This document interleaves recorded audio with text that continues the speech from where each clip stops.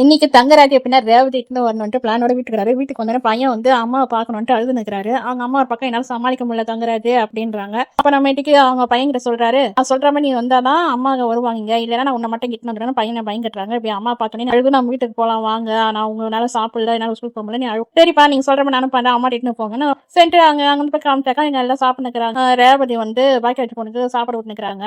அவங்க அப்பா அம்மா எல்லாம் சாப்பிட்டு பண்ண வரைக்கும் எனக்கு வந்து பையன் ஞாபகமா இருக்குது, அவன் தான் நான் இல்லாம எப்படி இருப்பான்னு தெரியலன்ட்டு ரேவதி அழுகுறாங்க. அவங்க பையனை வண்டியில வராங்க. அவனுக்கு வண்டியில வரும்போது சொன்னதா ஞாபகம் இருக்கா, நீ உள்ள போனதும் அம்மா கிட்ட இந்த மாதிரி நடிக்கணும் அப்படின்னு சொல்ல, சரிப்பா நான் பண்ணிடுறேன் அப்படின்னு உள்ள வந்து மாமனார் போயிட்டு வாங்க மருமகனே அப்படின்றாங்க. வந்து பார்த்து ரேவதி ஓடி போய் கட்டி அழுகுறான். நான் பையன் என்ன சொல்லிட்டானா, இந்த மாதிரி அம்மா நீ நானு தங்கச்சி எல்லாரும் இங்கே இருக்கலாம், மாமா அங்க போக வேணாம்னு சொன்னதும் தங்கராஜ் முறைக்கிறாரு. இவன் நம்ம சொல்லி கொடுத்தது ஒண்ணு, அவன் பேசுறது ஒன்னாகிட்டு மொட்டை நிக்கிறாரு.